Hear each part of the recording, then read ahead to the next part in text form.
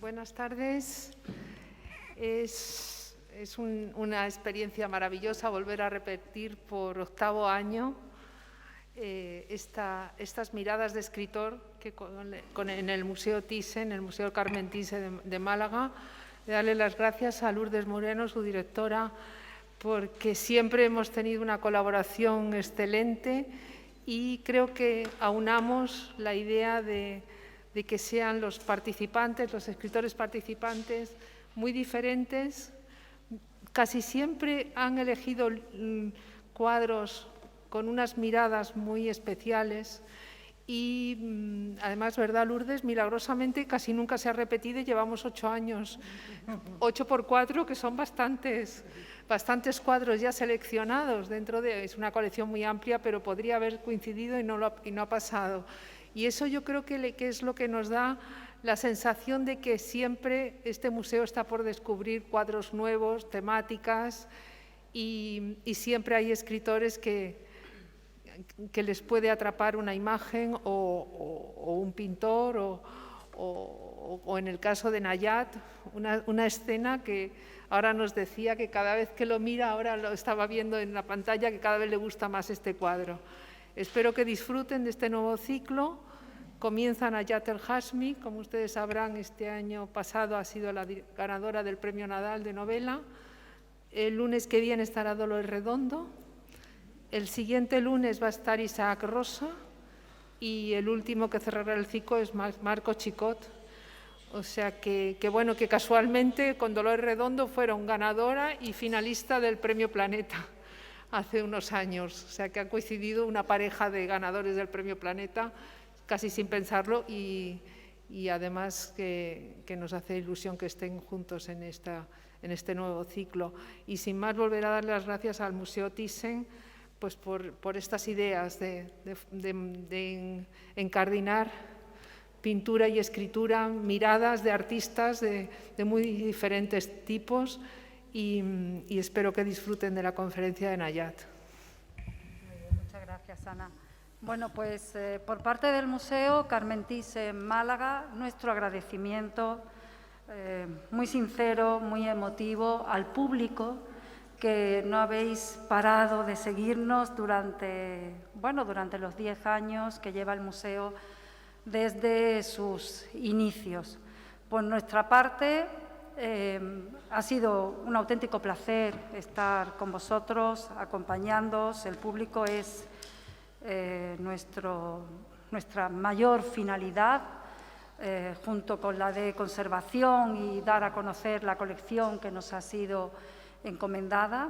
Y durante este difícil periodo que estamos viviendo, o al menos complejo, pues incluso comentaros que el museo ha seguido creciendo con vuestro apoyo. Ha crecido en el seguimiento de la newsletter en un 26%, en la venta en entradas del museo online en un 20%. Para la tienda, la librería del museo ha sido precisamente 2021 el mejor año de toda su historia en venta de libros. Quiere decir que hay un público fiel, un público que está atento y que sigue ese esfuerzo y esa labor que también hace el personal de la tienda del museo, tanto Antonio como Marian, su directora, para ofreceros un servicio integral cuando necesitáis a veces un título, una obra, un autor, y ellos consiguen localizarlo desde otros lugares del país, ¿no? para que podáis tenerlo aquí cercano. Mi agradecimiento también a Eva Sanguino y al equipo de educación del Museo Carmen Thyssen Málaga por la creación y por la apuesta por este tipo de ciclos. Como dice Ana Gavín, son ya muchos años. Es probablemente el ciclo que tiene más solera y más continuación en la programación del museo. Comenzamos el primer año haciéndolo de forma independiente hasta que estuvimos en contacto con el Grupo Planeta. También a ellos quiero mostrarles mi más sincero agradecimiento. Y además trabajar con Ana Gavín siempre ha sido enriquecedor, siempre ha sido especialmente fluido, siempre atenta a las propuestas y a las sugerencias que le hacíamos desde el museo, desde la institución. Para el Museo Carmen Thyssen Málaga es un ciclo completamente enriquecedor. Cuando lo planteamos hacer es cuestionar y ver cómo interpreta otro tipo de creador, como son los escritores, las escritoras, ver cómo interpretan obras que han sido hechas por pintores y cómo su mirada de creador también forma parte de ese discurso creativo de la obra de una forma transversal. Es otra manera de entenderla, bien desde un relato ficticio, subjetivo, desde otro tipo de narrativa, que, digamos, enriquece un discurso prioritario que está en todos los museos, que es el académico, ¿no? Es otro tipo de discurso más individual y más desde el fondo de ser de la creación. Y dichos estos agradecimientos, tanto al museo, a su equipo, como a Ana Gavín especialmente, pues también a Nayat El-Hajmi por su presencia hoy con nosotros. Ella es una escritora especialmente sólida. Como mujer le estoy también muy agradecida por este libro, que es casi un manifiesto, siempre han hablado por nosotros, por nosotras, por su sensatez y su manera tan valiente de plasmar desde su visión de mujer perteneciente a dos culturas diferentes, pero que tienen que ver mucho unas con otras, o una con otra, pues entender cómo es el proceso del feminismo y de la identidad. Creo que somos muy afortunados de tenerla hoy aquí. Le estoy también muy agradecida por haber escogido un cuadro del costumbrismo del museo. Forma parte del corpus, como sabéis, más numeroso de la colección permanente de nuestra institución, y es, en este caso, Las lavanderas, una obra realizada en 1877 por un pintor cubano, bueno, nacido en Cuba, que se instaló en nuestro país y que realizó gran parte de su producción pictórica en Sevilla. Una obra que adquiere la baronesa en 1987 y fue también, hay que decirlo, porque ella también es otra mujer valiente, una de las primeras en apostar por el coleccionismo hacia este autor, que en ese momento pues no era tan reconocido como luego lo ha sido posteriormente. Y sin más, pues les dejo con la voz y con el pensamiento y con el corazón de Nayat El-Hajmi. Ana Gavín y yo nos retiramos al córner y, por supuesto, después tendrán la posibilidad de preguntar a Nayat pues, diversas cuestiones que tengan pendientes sobre su creación o sobre su opinión, y también pues, podrán solicitarle que firmen algún libro si ustedes lo han traído, y si no, la tienda del museo tiene a su disposición diversos ejemplares. Bueno, mi agradecimiento una vez más y muy satisfecha por verles de nuevo en el Museo Carmen Thyssen Málaga. Muchas gracias.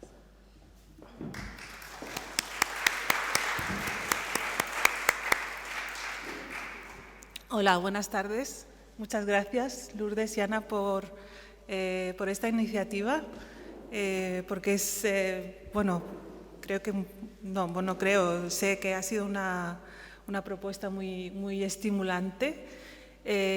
Normalmente los escritores, yo creo que estamos en contacto con el mundo, con distintas disciplinas, pero muy pocas veces nos permiten salir de lo que es nuestro terreno, de lo que es el terreno de la creación literaria, de las presentaciones de libros al uso y de las conferencias más acotadas a nuestro terreno, ¿no?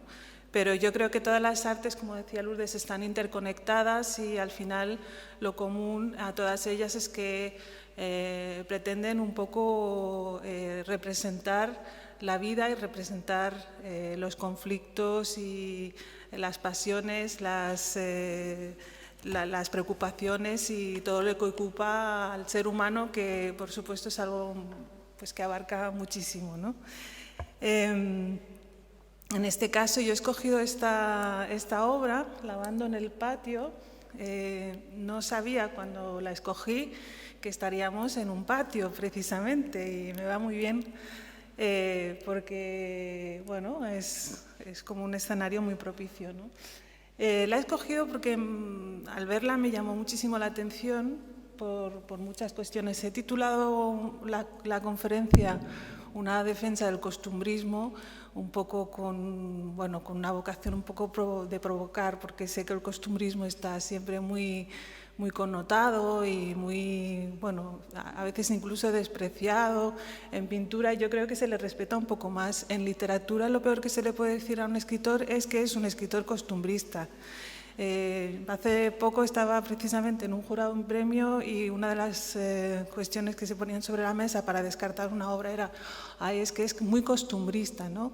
Pero es un poco uno de esos tópicos que se van repitiendo sin que de algún modo nos detengamos a definir, ¿no? y a establecer qué es y qué no es costumbrismo y en fin, de qué estamos hablando cuando estamos hablando de todo esto.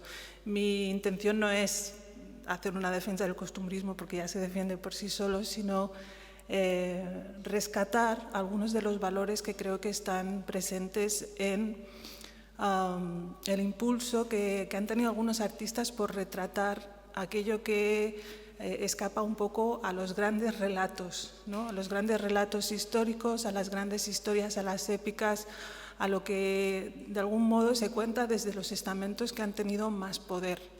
O sea, al final la representación, sea artística, sea literaria, sea desde la disciplina que sea, tiene que ver mucho, creo yo, con el poder.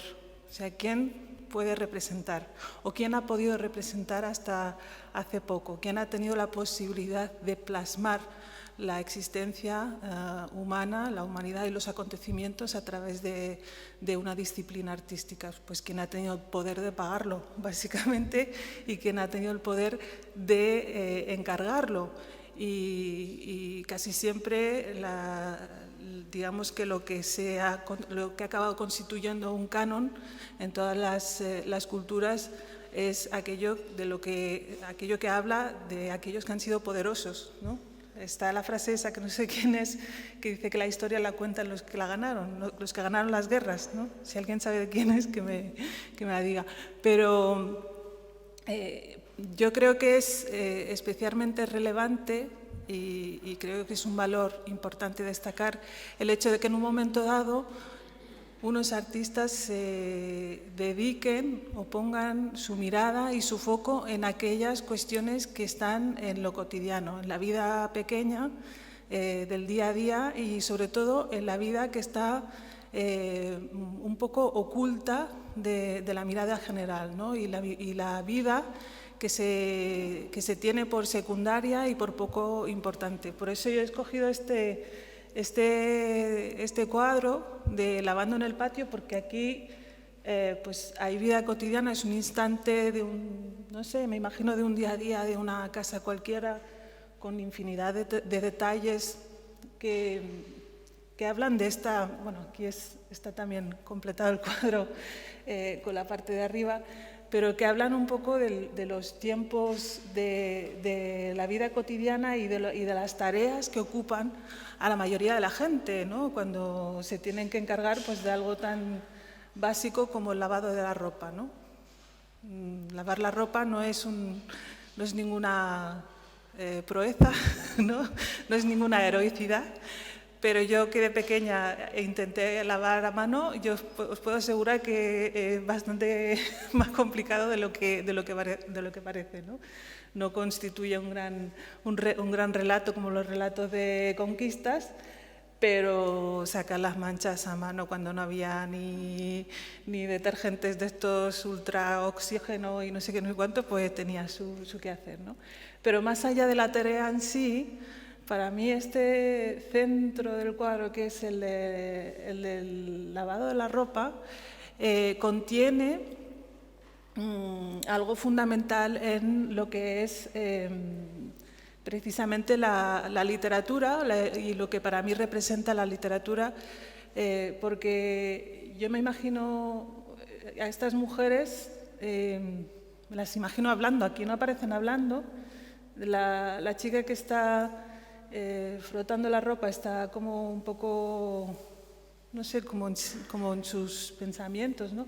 Yo me he imaginado una historia que no sé si tiene puede tener algún fondo de realidad o no, pero yo me estoy imaginando al pintor mirando a la chica que está lavando y ella consciente de esa mirada del pintor, pero igual es algo que me estoy imaginando yo, ¿no? Y yo o sea, no las concibo así sin hablar, sino que las veo hablando entre ellas y hablando muchísimo y contándose muchas historias. ¿Por qué? Porque yo, o sea, en esta escena hay algo como muy cercano, aunque sea un patio andaluz, ¿no? Me imagino que es un patio andaluz, es muy parecido a mi patio, el patio de mi casa, el patio de casa de mis abuelos, donde yo crecí en el norte de Marruecos, en un pueblecito de Nador que evidentemente nada tiene que ver con el costumbrismo del siglo XIX, el costumbrismo andaluz del siglo XIX, pero que está lleno de escenas muy parecidas, ¿no?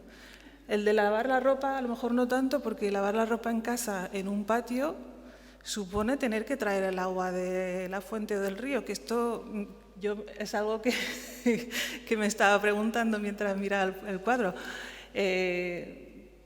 Por eso están ahí las alforjas ¿no? para traer al fondo en la oscuridad esa también se intuye que hay un burro para ir a traer precisamente esa agua que está lejos, y eso que para muchísimas personas a día de hoy pues es una escena completamente pues antigua, ¿no? Como muy lejana en el tiempo, pues es una escena de mi infancia, o sea, tal cual, así sin más, incluyendo esos pañuelos que llevan dos de las mujeres que aparecen en el cuadro. O sea, me parecen como muchas casualidades. El señor que arregla zapatos no es algo que estuviera presente, pero las gallinas, los niños en medio de la vida de los adultos, ¿no? Esa falta de segregación entre el mundo de los adultos y el mundo de los niños, que es algo que yo creo que es digamos que una diferencia cultural muy importante entre el siglo XIX y el presente y algunas otras sociedades del mundo actualmente y la sociedad en la que estamos viviendo nosotros, ¿no? Yo crecí en un mundo en el que los niños íbamos a todas partes con las madres o con las abuelas porque no había dónde dejar los niños, y tampoco nadie pensó que no tuviéramos que estar expuestos al mundo de los adultos, y así aprendimos muchas cosas. Igual demasiadas, pero porque, claro, el estar continuamente en contacto con esos adultos hacía que supiéramos de esa vida adulta a lo mejor mucho antes de lo que, bueno, ahora también se sabe bastante de la vida adulta, mucho antes de lo que tendría que ser, ¿no?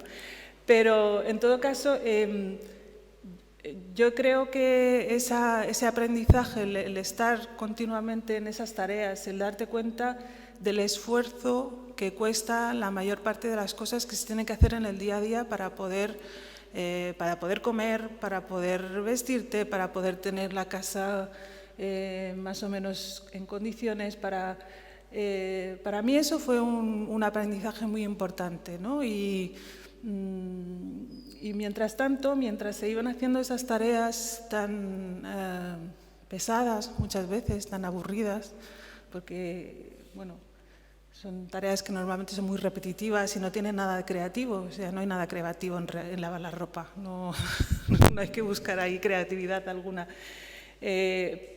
Pero tenemos la suerte de que las personas no nos conformamos con lo que nos ha tocado, no nos conformamos con el aburrimiento que nos pueda generar una determinada realidad en la que tenemos que seguir viviendo, y entonces ahí yo creo que se empieza a despertar la imaginación y a despertar la necesidad de contar y de crear, y mucho antes de poder tener acceso a lo escrito, a la literatura, a las novelas, a los libros, pues hemos tenido acceso a algo pues mucho más volátil, y por eso no queda mucho testimonio de su existencia, que es la capacidad de contar historias. Y ya digo, yo me imagino esas dos mujeres contando infinidad de historias, porque cuando yo era pequeña y iba al río con las mujeres de la familia que se llevaban toda la ropa por lavar, ahí era un momento en el que aprovechaban para ir desgranando infinidad de historias que pasaban en la familia.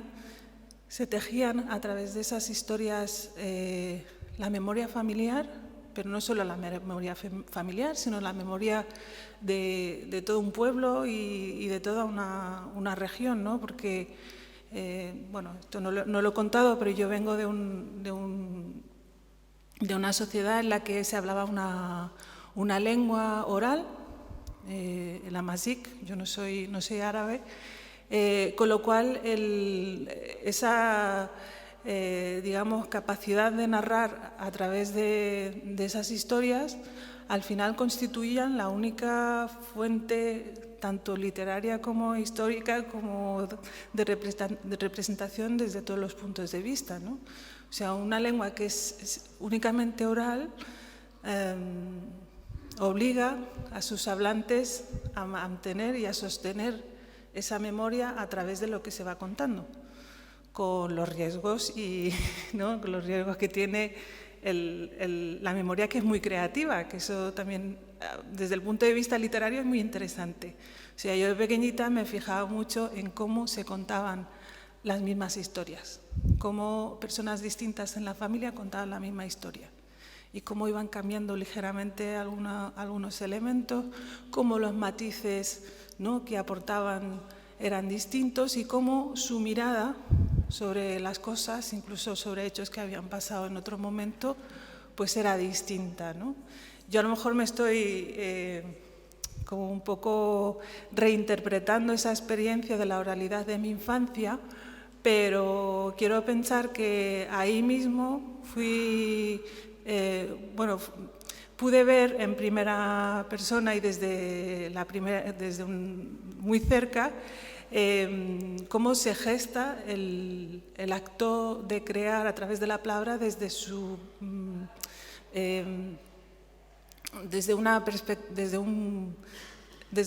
forma un poco más primitiva, pero no primitiva en el sentido positivo de la palabra, porque ahí no hay, digamos, no hay demasiados elementos para la artificiosidad que vaya más allá de la necesidad de contar una historia, ¿no?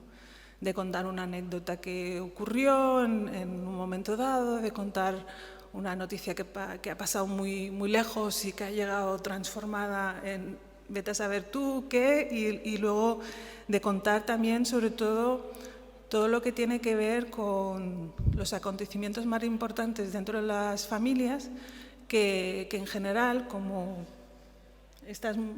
la mayoría de las personas con las que yo convivía que contaban historias eran mujeres, pues estas historias tenían que ver con los nacimientos, con las bodas, con los embarazos, ¿no?, con las muertes, con todos estos momentos tan importantes en la vida de cualquier persona, ¿no? Ya digo, a través de esos relatos, de algún modo se iba tejiendo la memoria familiar. O sea, yo la memoria familiar que tengo no la puedo rescatar de ningún sitio más que de los recuerdos que tengo de lo que me contó mi madre, lo que me contaron mis abuelos, de lo que contaron mis tías. No tengo ni siquiera a nivel documental, no sé, un registro en un archivo en alguna, ¿no?, municipal para ir a ver de dónde procedemos, ¿no? Además, hay algo muy divertido, y es que Lo de los apellidos, por ejemplo, de poner apellidos, es una costumbre bastante reciente dentro de la zona de la que yo vengo, ¿no? Porque la forma tradicional en la que a la gente se la reconociera por esa línea de antepasados, ¿no? Se decía que además me costaba muchísimo saberme toda la línea, ¿no? Pero pues yo sería Najat, de Boujma, de Beneissa, de Allal, de no sé qué, de no sé cuántos, ¿no? Ya me perdió, hasta ahí puedo llegar. Entonces los apellidos, pues con la colonización, con el protectorado, la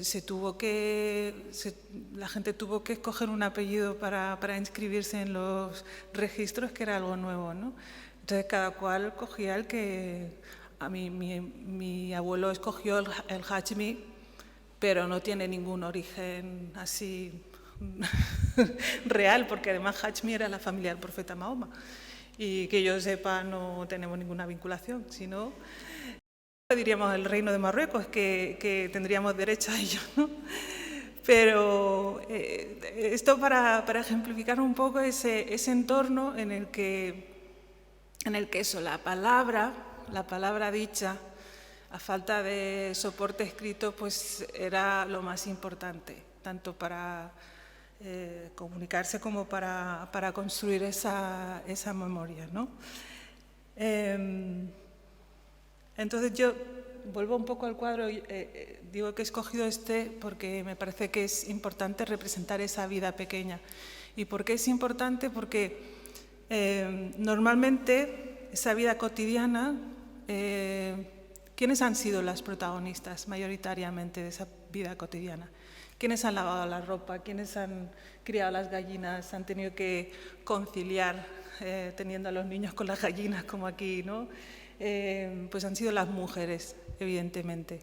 Y como las mujeres, pues hasta hace poco ni podían representarse a través de ningún tipo de disciplina, ni podían escribir porque no se les permitía el acceso a la cultura, la educación y la cultura, pues entonces esa, digamos, otra vida más allá del umbral del patio quedará absolutamente olvidada, ¿no? Y el otro día, en la entrega del Premio Planeta, Inés Martín Rodrigo, Premio Nadal, Inés Martín Rodrigo, que ganó el Nadal este año, nos recordaba las palabras de Hannah Arendt, que decía que lo que no se dice no existe, ¿no? Pues yo creo que tampoco lo que no se representa no existe. Entonces, si no representamos esa vida cotidiana, no existe y por lo tanto lo que les ha estado pasando durante mucho tiempo, lo que les pasa en general a las mujeres en esos espacios domésticos, en esos terrenos que no han sido tradicionalmente representados, pues no existe, ¿no? Yo creo que es muy importante entrar dentro de las casas a través de la escritura y a través de cualquier representación artística, porque ahí hay conflictos muy importantes y de hecho algunos de esos conflictos y de esos problemas se han perpetuado a lo largo del tiempo precisamente porque no hemos entrado dentro de las casas. No hemos abierto las puertas para entrar dentro del patio ni para entrar dentro del dormitorio y para ver qué es lo que está ocurriendo ahí, ¿no? Ahí tenemos a una histórica del feminismo como Kate Millett, que nos dejó una frase muy conocida que es que lo personal es político, que ahora se dice mucho, pero en realidad lo que eso significa es que lo político es todo, porque es la organización de nuestra convivencia y de las leyes que la rigen. Y cuando dejamos un espacio fuera de esa organización, en realidad lo que estamos dejando es un espacio de impunidad para que se perpetúe muchas veces pues, cuestiones como la violencia, como el desamparo. Por eso a mí me parece tan importante un poco no solo abrir esa puerta, sino, si es posible, tirarla abajo, tirar abajo esa puerta para descubrir dentro de las casas qué es lo que está ocurriendo, qué es lo que les pasa a tantísimas mujeres, porque a pesar de que, bueno, aquí no hay evidentemente yo no veo ningún elemento para interpretar que haya violencia, ni mucho menos, pero sabemos que por desgracia es una realidad que está muy presente y no es algo que esté pasando en otra parte, ¿no? El otro día, precisamente, en una charla de una autora que es, es una autora feminista que es de aquí de Granada, pero vive en Barcelona, ella hablaba de esa necesidad de contar las historias, Juana Gallego, perdón, esa necesidad de contar las historias de las mujeres, por ejemplo, que son asesinadas por sus parejas, ¿no? Porque ella es partidaria de ponerles nombre y apellido, aunque a través de los medios de comunicación muchas veces se opta por poner las iniciales para preservar de algún modo su intimidad, ¿no? Pero ella decía que poniendo nombres y apellidos lo que se hace es rescatar a la persona que hay ahí y no quedarnos en estar repitiendo continuamente y sumando esa cifra macabra de mujeres asesinadas, ¿no? Que hay que sacarlo de lo íntimo, precisamente que esos relatos de violencia contra las mujeres hay que sacarlos de lo íntimo para convertirlos en un asunto de dominio público y un asunto político y un asunto que nos interpela a todos, porque no forma parte de la intimidad de las personas pues, que te asesinen, ¿no? Esto no tiene que ver nada con la intimidad, ¿no?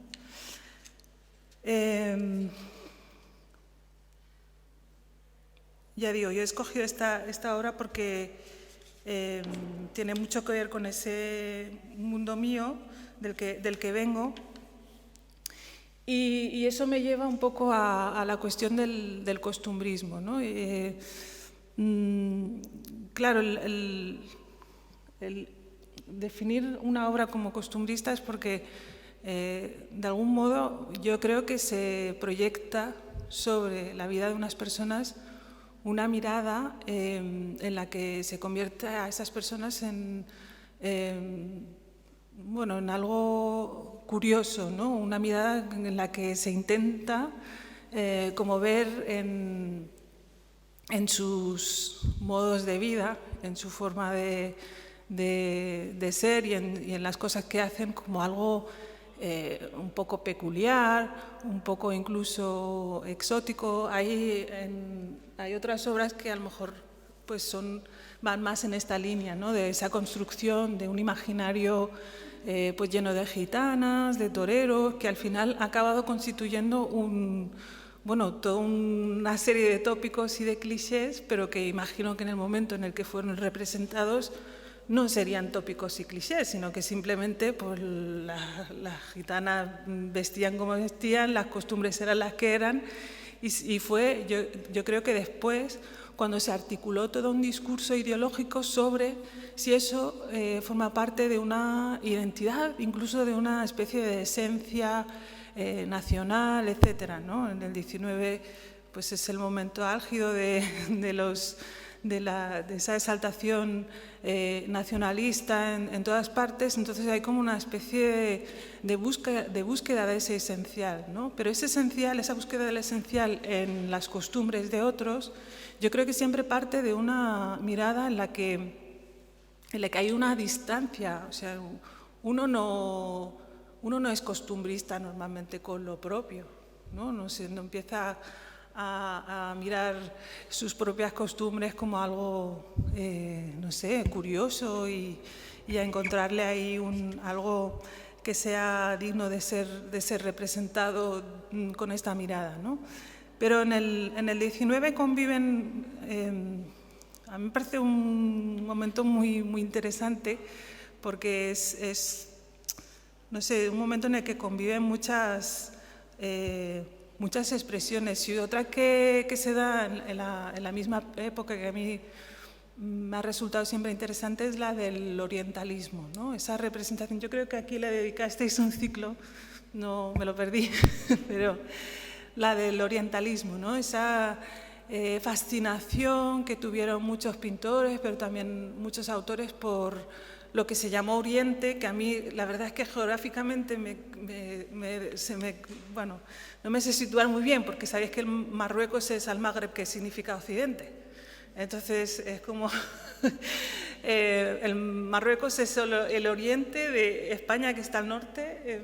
Bueno, no, geográficamente no me cuadran por ningún lado, pero aún así digamos que es un fenómeno interesante porque por un lado existe esa fascinación y luego a nivel pictórico se produce esa representación de lo que es la vida del norte de África, desde Francia, de Argelia, sobre todo de Delacroix. Aquí creo que el mayor representante es Fortuny. Y claro, es esa mirada del orientalismo desde la perspectiva, digamos, de quienes se supone que venimos de ese oriente, es un poco extraña, porque es un poco extraña. Primero porque es tremendamente erótica y explícita, o sea, un erotismo muy explícito, que parece ser que fue como una especie de que dio una posibilidad a la cultura occidental de poder quitarse un poco de encima esa represión en todo el tema sexual, erótico, ¿no? Pero es que yo no sé hasta qué punto las culturas musulmanas, las sociedades musulmanas, eran como la representa ese orientalismo, porque, bueno, precisamente esas odaliscas así tumbadas, tan vestidas de esas formas, con tan poca ropa, a mí, de verdad, cuando empecé a tener contacto con este tipo de representaciones, me pareció algo tremendamente exótico, o sea, muy exótico. O el hammam, ya no digamos el hammam, que tenían como una fascinación por el hammam y que era como una especie de, no sé, de lugar casi de ensueño, ¿no?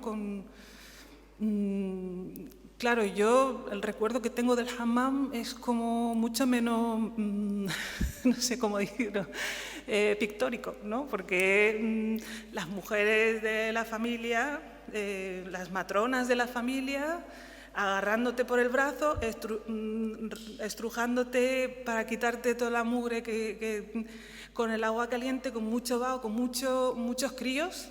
No aparecen en las pinturas orientalistas, no hay críos, ¿no? En la verdad. Con mujeres quitándose la ajena del pelo, o sea, nada sensual, erótico, festivo. O sea, no sé dónde estará ese hammam, pero no era el de mi pueblo, lo puedo asegurar, ¿no? Pero luego yo creo que así como el costumbrismo tiene algunos valores que me parecen rescatables, el orientalismo, pues también hay que reconocerle, por ejemplo, yo con algunas imágenes de Tapiró, en la que representa, bueno, creo que normalmente son cuadros del tipo Moro I, Moro II, no sé, llevan este tipo de títulos, pero que representan a hombres y mujeres que están, en este caso, en el Marruecos, que todavía no es protectorado. Claro, para mí, o sea, yo no puedo obviar esas imágenes, no puedo obviar esa representación, porque cuando intento hacer toda esa memoria y esa recreación de lo que es mi propio pasado, me topo con un vacío que esa memoria de los relatos de mi familia no puede llenar. O sea, los relatos de la familia llegan hasta las personas que, bueno, hasta 2 o 3 generaciones como mucho, pero no pueden ir más atrás. Y además, yo vengo de una sociedad en la que la representación a través la representación figurativa no existe. No existe porque está prohibida, ¿sabes?, por el Islam. Entonces, no hay no hay pinturas a las que yo pueda, no hay una historia, no puedo ir a una historia del arte en la que encuentre realmente esa, o sea, personas que estén, da igual, tanto personas que formen parte del poder como de la vida cotidiana, no hay simplemente, porque lo que hay es un arte no figurativo, ornamental, etcétera, que por aquí ahí hay un techo precioso que hemos visto antes. Y claro, ese vacío, por un lado, tiene sus ventajas porque esa imaginación no está cargada de lo que otros pintaron y lo que otros representaron, pero no hay nada. Entonces, en esa nada yo muchas veces me he visto un poco intentando encontrar algún asidero, ¿no? Algún lugar al que, sobre todo para intentar reconstruir esa memoria en aquellos aspectos en los que realmente las personas que contaron esas historias no se fijaron o no les preocupó y que a día de hoy a mí sí que me preocupa, ¿no?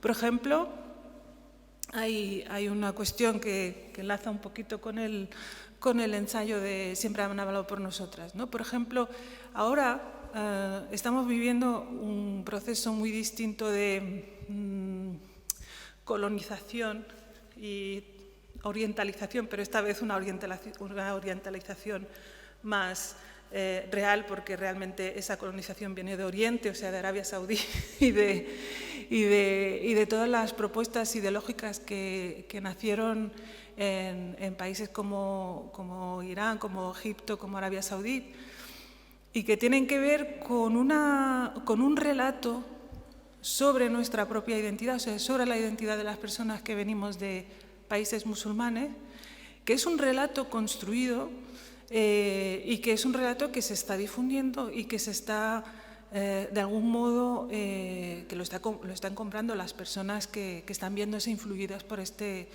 relato, ¿no?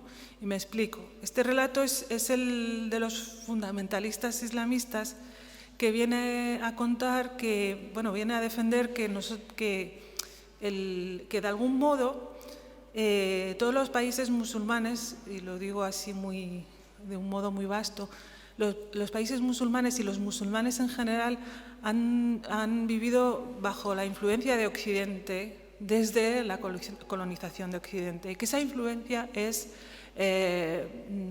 perjudicial y pervierte de algún modo los valores, digamos, fundamentales y los valores del Islam, ¿no? Y que lo que hay que hacer es desprenderse de esa influencia occidental para volver a lo que es la religión de verdad y a lo que es la cultura y la civilización de verdad, para volver a recuperar el esplendor perdido.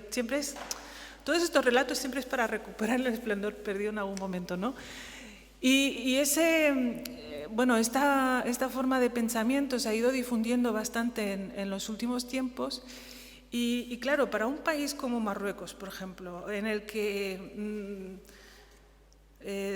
hay una diversidad increíble, donde, por ejemplo, pues hasta la creación del Estado de Israel, pues había una población muy numerosa de marroquíes judíos, donde hay amazics, o sea, bereberes, árabes, donde las formas y las costumbres son muy variadas a lo largo del territorio. Claro, que nos vengan a contar la historia de que nosotros en realidad todo lo que somos a día de hoy se debe a una desviación de lo que en algún momento fuimos, de verdad, pues es algo que me parece tremendamente peligroso. Es decir, de algún modo yo lo vinculo, este relato, también con ese tipo de relatos nacionalistas, ¿no? En el sentido de que hay que buscar una esencia, hay que ir yo no creo que existan las esencias en los seres humanos, o sea, no hay una esencia musulmana, porque la religión es una creencia, es un conjunto de creencias, un sistema de normas y de símbolos, etcétera, pero no es algo con lo que, o sea, si uno nace en un sitio que no tiene nada que ver con lo musulmán y o sea, no se convierte en musulmán por tener padres de origen musulmán, ¿no? O sea, no creo que existan las esencias en ningún sitio. Pero aún así nos cuentan esta historia, y esta historia, y ahora enlazaré con lo que tiene que ver con todo esto, claro, estas narrativas sobre nuestra verdadera identidad van en contra directamente de toda esta vida que hemos vivido muchos de nosotros, tanto en los pueblos de origen como en los barrios europeos en los que hemos crecido con, digo europeos porque la diáspora marroquí es increíble, está en todos los países de Europa, ¿no? O sea, ese relato va directamente en contra de esas costumbres, ¿no? y de esa forma de vida que nada tiene que ver con ese oscurantismo, esa represión extrema, esa forma de ir en contra de elementos muy básicos para las personas que hasta ahora no habían representado ningún problema, ¿no? Yo decía lo de los pañuelos, de los 2 pañuelos que llevan, las pañoletas que llevan las señoras. Yo si fuera este cuadro de un pueblo de mi pueblo, os diría que las mujeres que van con pañuelos son 2 mujeres casadas y las que van sin pañuelos son 2 mujeres solteras. No tengo ningún elemento, o sea, no me he documentado nada para hacer esta afirmación, pero en mi pueblo hubiera sido así, porque las que iban con la cabeza tapada, pero de un modo, digamos que bastante relajado, eran las mujeres casadas para distinguirse de las mujeres solteras. Las mujeres solteras no iban tapadas. En cambio, esta otra narrativa, este otro relato que os estaba contando, venido de los fundamentalistas, nos dicen que no, que todas las mujeres, por el hecho de ser mujeres, desde muy pequeñitas además y cada vez más pequeñitas, pues nos tenemos que tapar porque nuestros cuerpos son, no sé, resultan conflictivos ante la mirada masculina y pueden provocar el deseo. Como los hombres son tan primitivos que no se pueden reprimir, no pueden controlar su propio comportamiento, pues somos nosotras las que tenemos que ocultarnos, las que tenemos que taparnos, etc. Y ahí ese nuevo colonialismo que viene de Oriente realmente nos está borrando esa cultura y esas raíces de las que venimos. Y yo, por ejemplo, personalmente he necesitado hacer una investigación y una indagación en todas esas raíces para intentar encontrar una verdad distinta, porque sé que la verdad no es esta que me están contando, pero tampoco sé cómo completar el relato cuando muchos de los familiares que han vivido esa misma realidad distinta ya se ven tan influenciados por ese otro relato que ya incluso creen que, por ejemplo, las mujeres toda la vida en Marruecos han ido tapadas con un hijab, cuando el hijab se lo inventaron hace 2 días.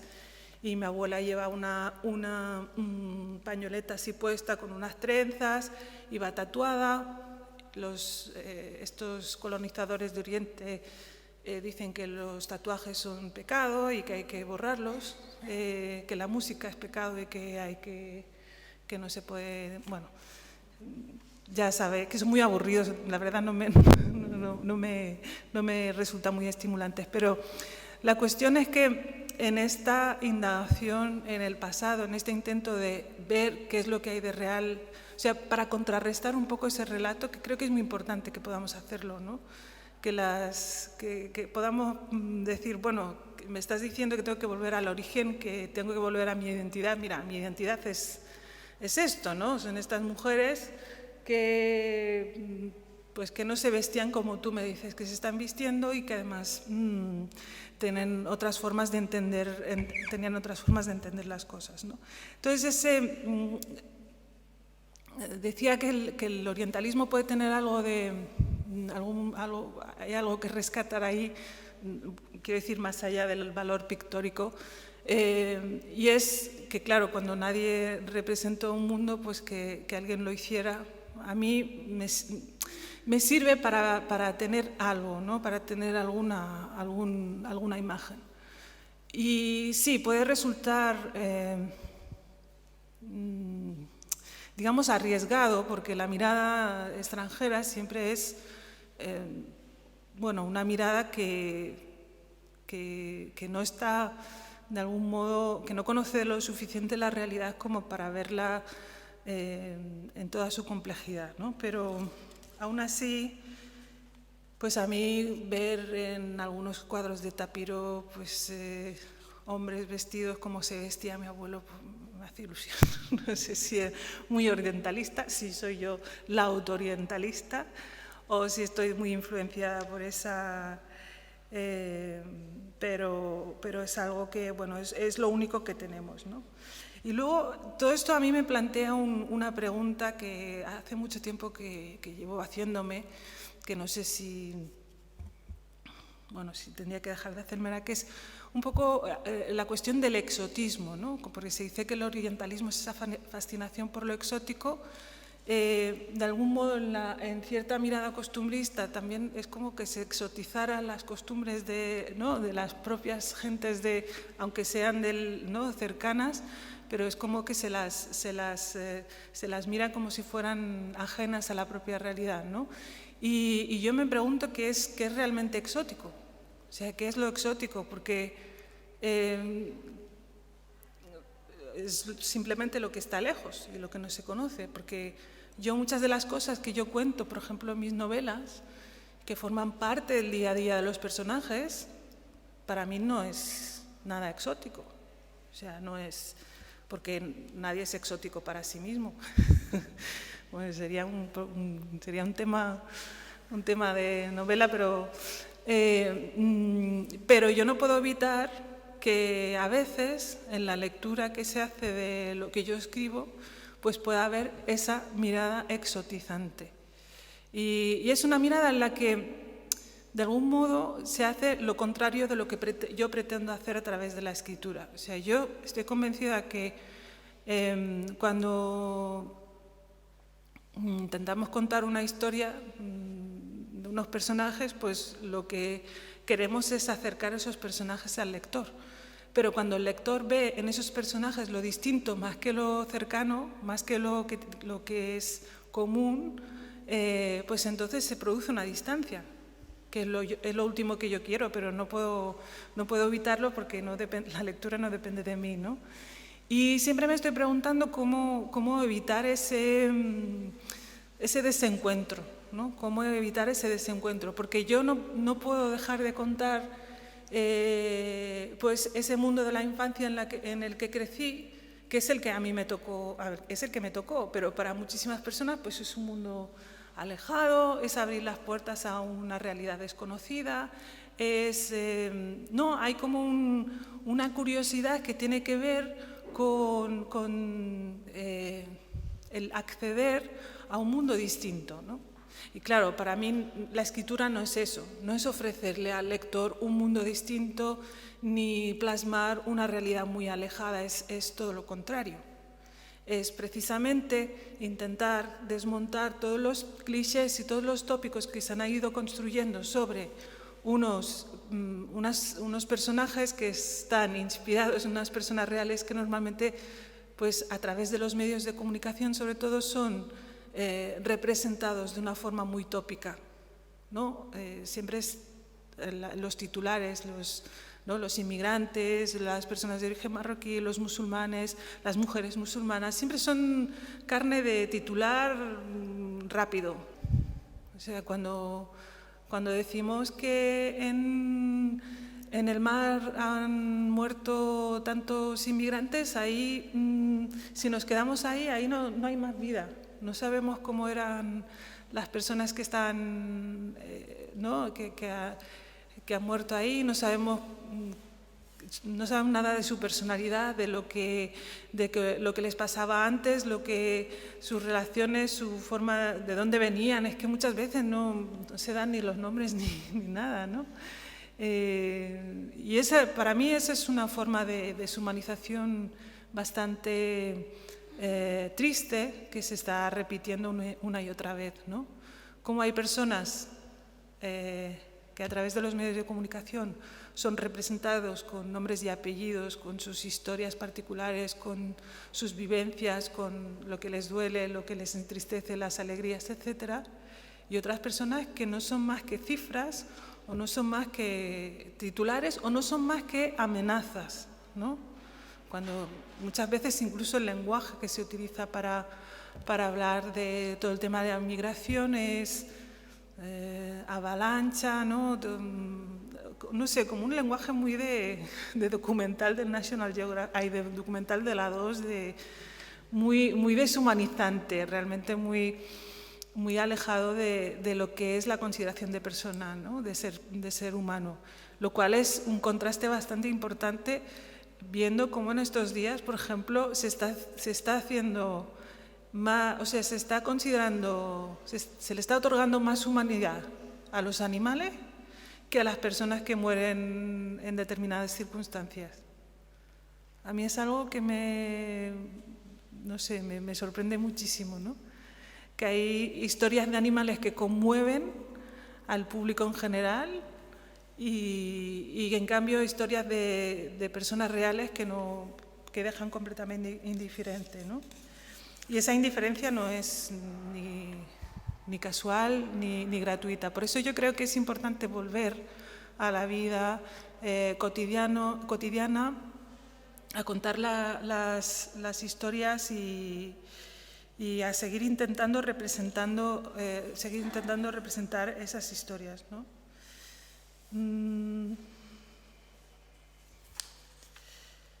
Bueno, yo creo que el costumbrismo, y voy terminando ya, claro, el costumbrismo, cuando hago yo una interpretación muy libre, pero me parece que cuando tiene conciencia se convierte de algún modo en algo más social, ¿no? Cuando se sitúa en la mirada, en las personas que están de algún modo sufriendo las consecuencias de la estratificación social y todos los mecanismos que los segregan o que los apartan. Pero luego yo he descubierto que el costumbrismo o la narración de lo cotidiano y de los elementos cotidianos puede tener un trasfondo mucho más profundo, porque lo que escogemos a la hora de contar una historia o a la hora de plasmar un momento determinado normalmente tiene algún significado más allá de lo evidente. Bueno, yo creo que creo que los elementos del día a día pueden servir para poder simbolizar a través de lo que contamos los elementos que están presentes en esa historia, ¿no? A mí, digamos que el tema del simbolismo me ha resuelto mucho la duda sobre los peligros del costumbrismo, ¿no? En caso de que se nos acuse de ser costumbristas, pues siempre podemos decir que en realidad en la descripción de esas costumbres hay un trasfondo simbólico muy importante, lo haya o no lo haya, pero yo he descubierto con el tiempo, a través de la escritura, que realmente cuando escogemos determinados elementos del día a día es porque tienen esa carga simbólica muy importante, porque hay mucho que representar, hay mucho que retratar, hay muchos elementos. ¿Por qué nos fijamos en unos y no en otros? ¿Por qué escogemos estos y no otros, ¿no? Y la experiencia que yo tengo a través de la escritura es que cuando no le ponemos, digamos, muchas trabas a esa exploración de estos elementos aparentemente poco importantes, acaba surgiendo una red muy consistente de símbolos que precisamente se articulan y se organizan pues en ese origen que tenemos todos, que es el origen de la infancia, ¿no? Y bueno, lo dejaría aquí para que puedan hacer algunas preguntas si quieren. Es frío, ¿no? Muchas gracias.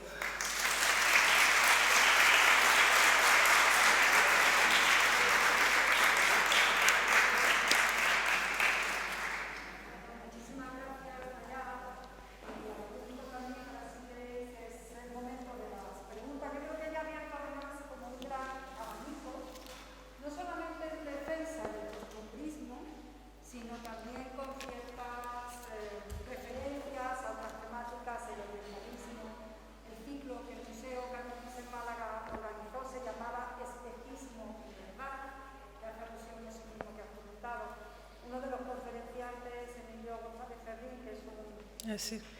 Importante especialista español, comenzó su conferencia con un atlas diciendo lo indefinido de ese territorio, como tú también comentabas, porque el orientalismo en parte es una creación occidental, que tú también estabas apuntando.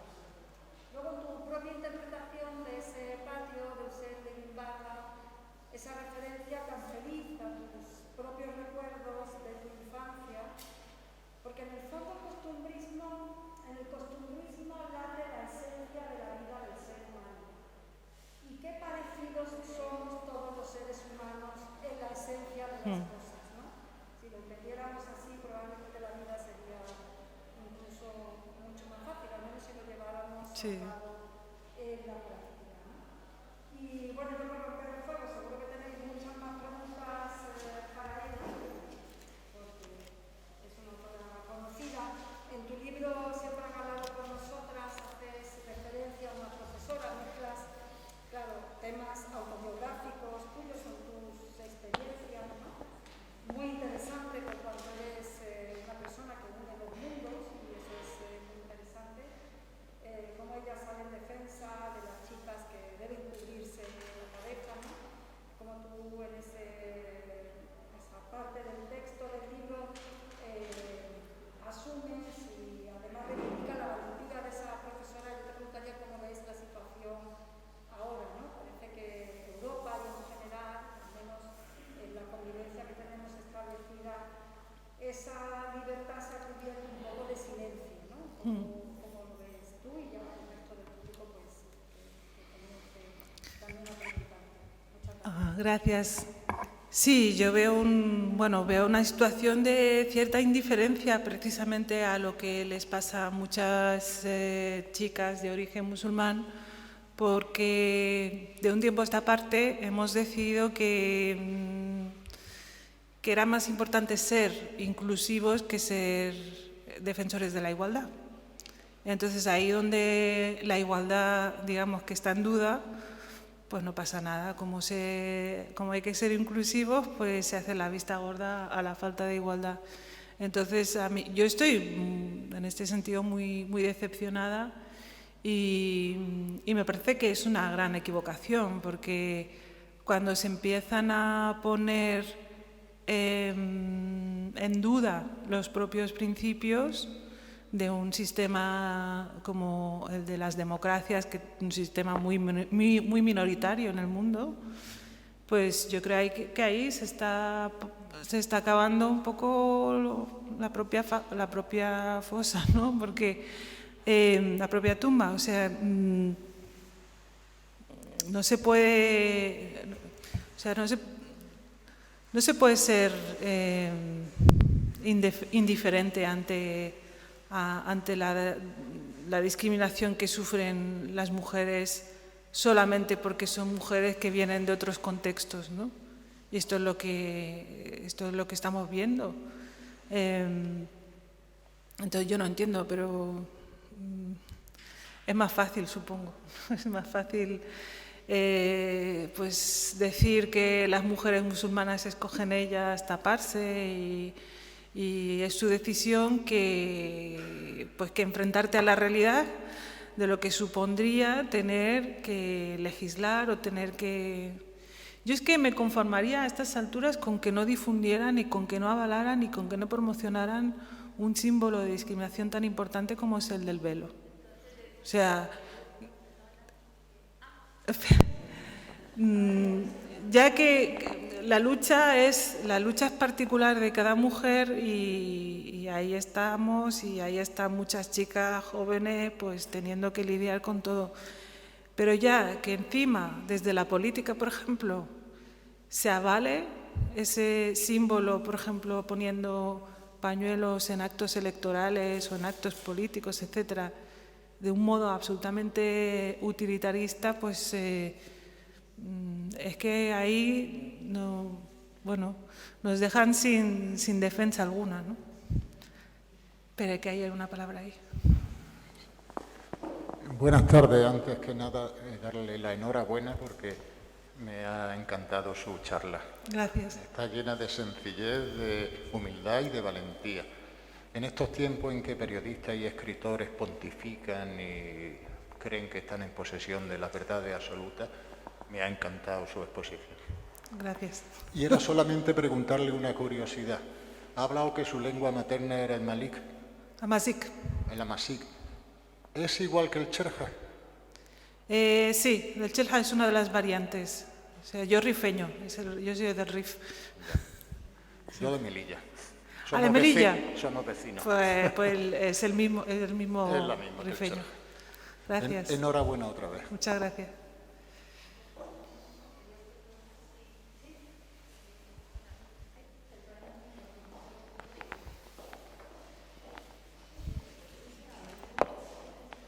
Sí.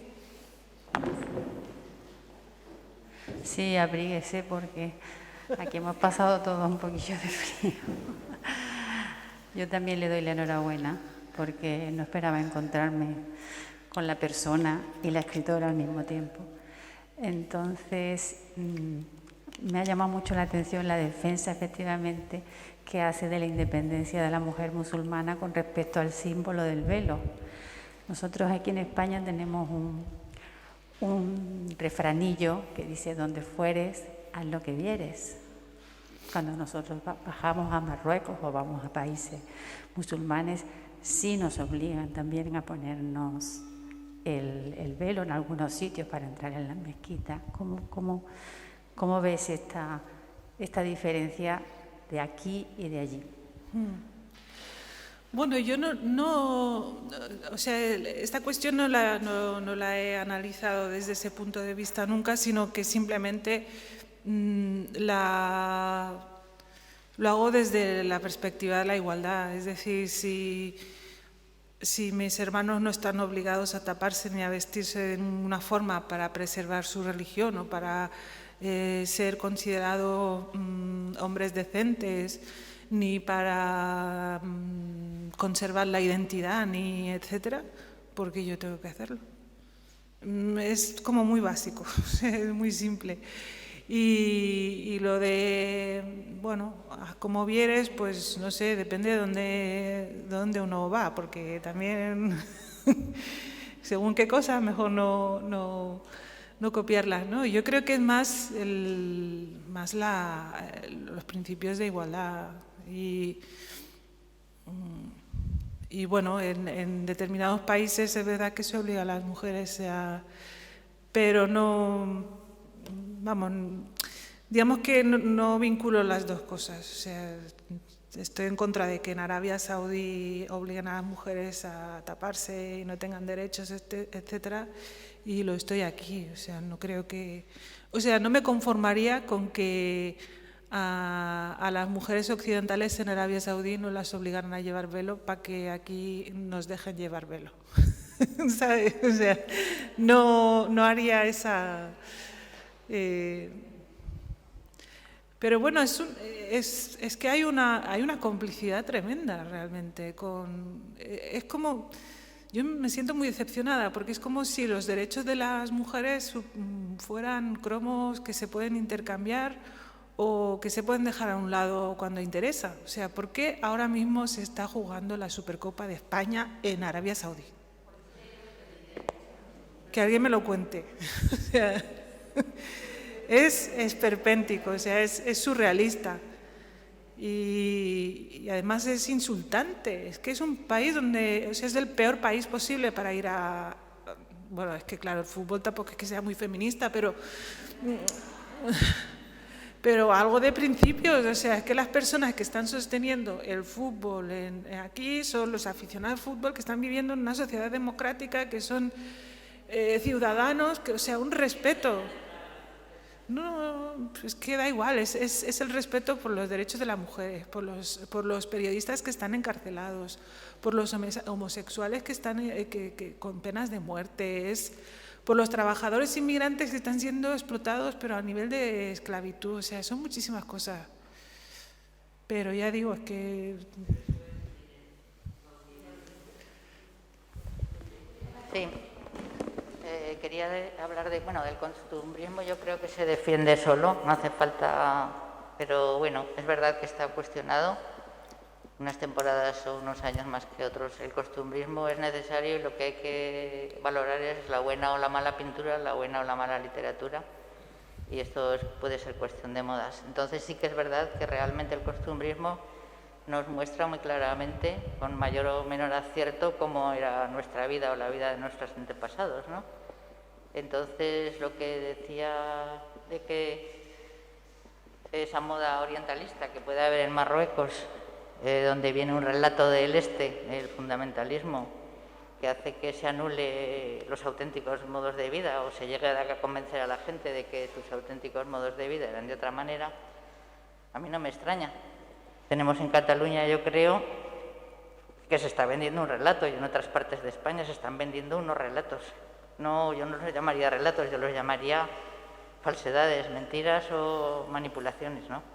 Entonces me imagino que usted en Cataluña tendrá experiencia de eso, y ahí hay literatura, y ahí hay historia, y ahí hay pintura para contrarrestar esos relatos que están viniendo y, sin embargo, siguen triunfando.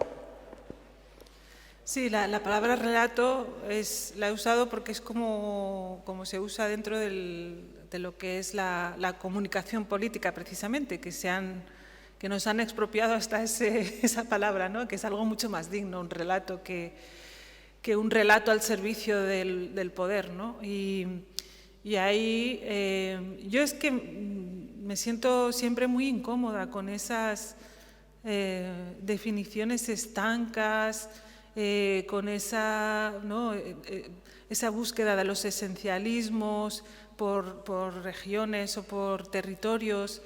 Yo es que, como de siempre, no he encajado nunca en ninguna definición, entonces no le veo enseguida las trampas, ¿no?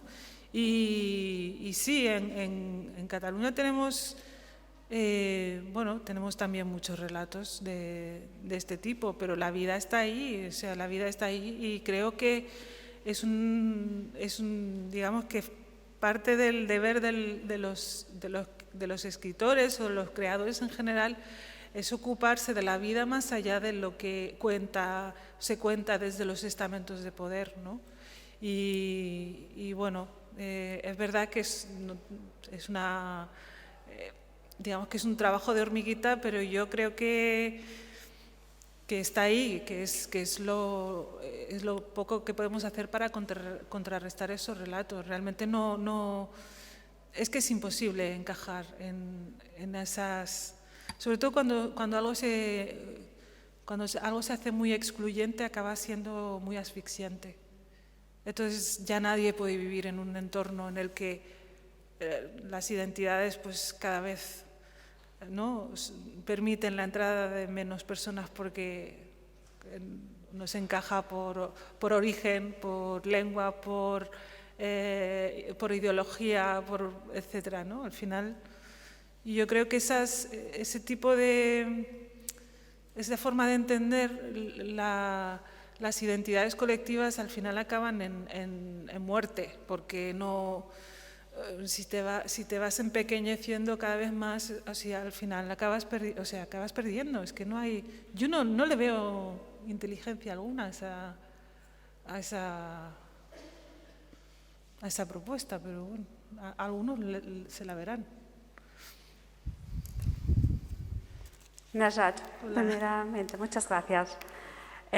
Lavando en el patio de Wiesel, ¿no? Parece tan lejano, pero tú y yo, entre nosotras, tú sabemos que tan lejano no es. Nosotros lo hemos vivido, lo conocemos. en nuestros pueblos donde hemos nacido, que eso es real, que eso es lo que hacen las mujeres, de lavar las prendas de los hombres y de toda la familia en un cobo grande con agua y jabón, con tide. Entonces, yo querría preguntarte, ¿cómo consigues no cansarte con tanto frivolizar de esa cuestión de las luchas de las mujeres, de aquello que realmente importa a estas mujeres que están aquí en estos países, en otros lugares del mundo, en tantos otros sitios del mundo donde las mujeres luchan por la supervivencia, ya ni siquiera por la igualdad, sino por la supervivencia? Gracias. ¿Cómo puedes conseguir que aquí no cansarte con frivolizar que esto, lo que es la igualdad, y no que lo que no es la igualdad aquí en esos países? Porque yo, igual que tú, nos hemos criado en los países europeos. Yo, la mayor parte de mi vida, igual que tú, me he criado en los países europeos. Y aún así he sentido, igual que tú, creo en tus libros, en tu prosa, en tu poesía, que cómo se frivoliza y se banaliza lo que es ser mujer, lo que es realmente lo relevante, de lo que es luchar por la igualdad. ¿Cómo consigues tú no cansarte? Bueno, yo estoy muy cansada, ¿eh? No te creas. Gracias. Yo me desespero más que cansarme. Me desespero a veces de ver que hay cosas que tú sabes, tú trabajas al pie del cañón y sabes lo que es ver la realidad y ver el sufrimiento de muchísimas personas, muchísimas mujeres que están ahí pues intentando conquistar cada centímetro de libertad y de dignidad muchas veces, ¿no?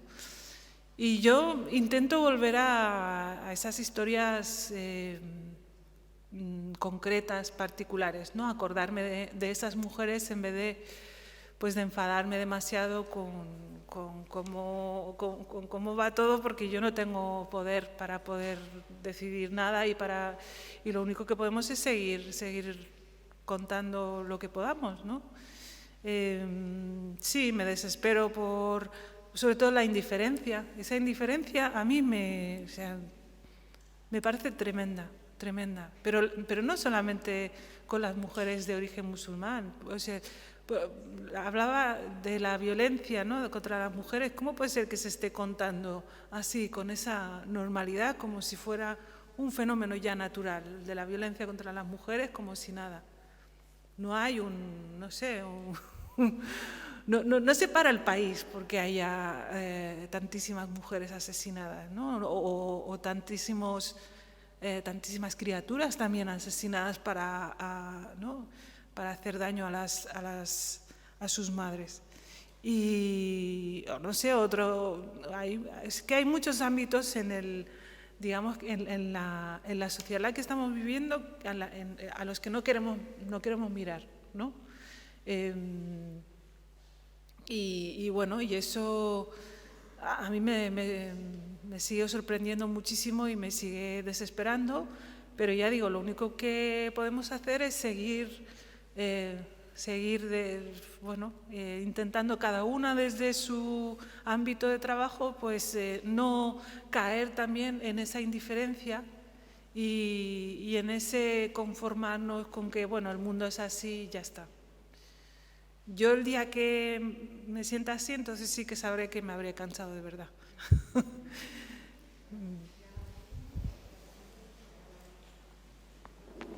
Hola, buenas tardes y muchas gracias por la conferencia. Yo quería hacer un pequeño paréntesis y preguntarte sobre el cuadro. Nos has hablado y se está hablando todo de los personajes femeninos y no se ha hablado nada de los personajes masculinos.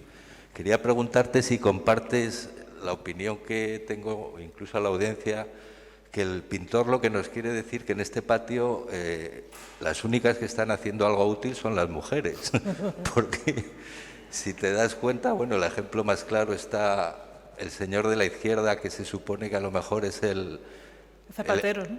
Yo no sé si es el zapatero o el que ha traído el burro y ese paseo le ha dado tanto cansancio que se ha puesto ahí a echarse la siesta, pero se me acaba de ocurrir ahora que viendo el cuadro el pintor nos quiere expresar que una de las cosas que nos quiere expresar es que en ese patio los únicos personajes que están haciendo algo útil son las mujeres, es decir, la niña dando de comer a las gallinas, la madre con su hija, las lavanderas, y si os dais cuenta, los hombres no están haciendo nada. No, pues es una buena mirada, porque, bueno, entonces sería todavía más subversivo el cuadro, ¿no? O sea,